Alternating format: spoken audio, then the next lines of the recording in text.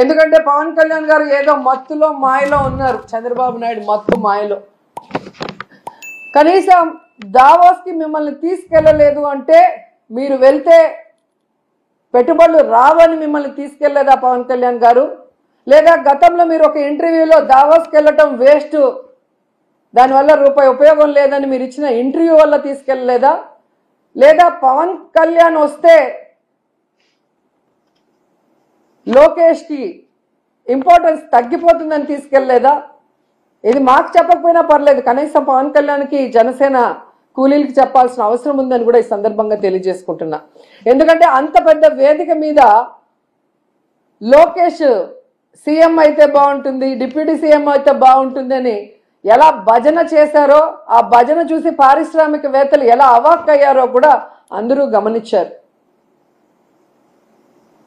So Chandrababu Naidu గారు మీరు వచ్చి 7 నెలల కాలం అవుతుంది. ఈ రాష్ట్ర పరువు ప్రతిష్ట దిగజార్చే విధంగా మీరు పరిపాలిస్తున్న విషయాన్ని ఇప్పటికైనా గుర్తించండి.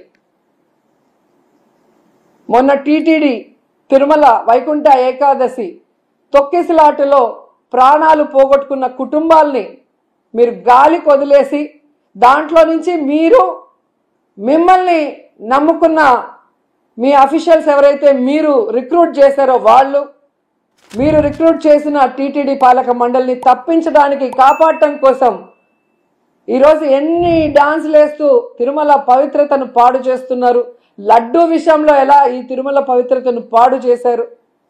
అలాగే మహిళల మీద ఇన్ని అఘాయిత్యాలు, ఇన్ని అత్యాచారాలు, హత్యలు జరుగుతుంటే కూడా మీరు దాన్ని ఎవరి మీద నెట్టాలి, ఏ పార్టీ మీద నెట్టాలన్న ప్రయత్నం చేస్తున్నారే తప్ప వాటికి అడ్డుకట్ట వేయకపోవటం ఈ రాష్ట్ర ప్రజలందరూ కూడా గమనిస్తున్నారు. ముఖ్యంగా పవన్ కళ్యాణ్ గారు లా అండ్ ఆర్డర్ ఫెయిల్యూర్ అయింది, హోమ్ మినిస్టర్ ఫెయిల్యూర్ అయ్యారని చెప్పి అంత చెప్పిన తర్వాత కూడా ఇంతవరకు మీరు లా అండ్ ఆర్డర్ మీద దృష్టి పెట్టలేదు అంటే ఈ రాష్ట్ర ఇమేజ్ ఎంత దిగజారిపోయిందో దావోస్ పర్యటనలో మీకు ఒక్క ఎంఓయూ కూడా అవ్వకపోవటం అనేది ఇప్పటికైనా తెలుసుకొని రాష్ట్ర ప్రతిష్టని, పరువుని పెంచే విధంగా మీరు పరిపాలిస్తారని ఆశిస్తున్నాం. అలాగే ఈ రాష్ట్రంలో తప్పుడు కేసులు, ఈ రాష్ట్రంలో మీకు నచ్చని వాళ్ళ మీద ఏదో రకంగా కక్ష సాధింపు చేయాలి అంటే అది కరెక్ట్ కాదు. ఎందుకంటే ఎప్పటికీ మీరు ఉండరు. రాబోయే కాలంలో జగన్మోహన్ రెడ్డి గారు ఖచ్చితంగా ముఖ్యమంత్రి అవుతారు.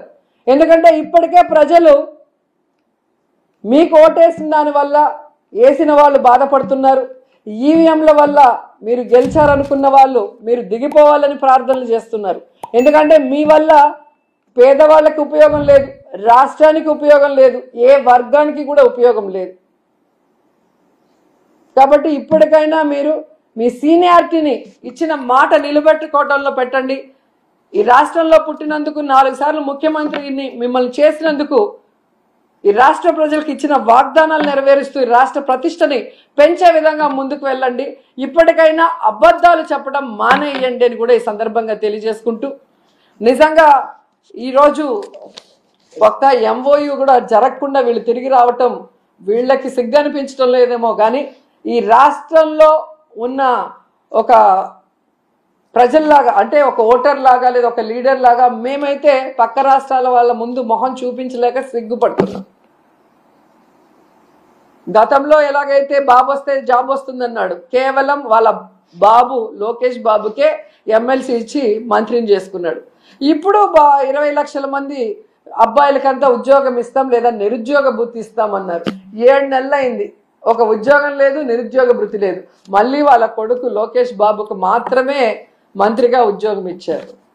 సో ఈ రాష్ట్ర ప్రజలు బాగా గమనించండి. మీకు మంచి చేసిన వాళ్ళని, మీకు మంచి చేయాలని తాపత్రయపడే వాళ్ళని ఇప్పటికైనా గుర్తించి ఇలాంటి కూటమి నాయకులు చెప్పే అబద్ధాలకి, కుట్రలకి, కుతంత్రాలకి మీరు నమ్మి బలవద్దని కూడా అందరికీ కోరుకుంటున్నాను.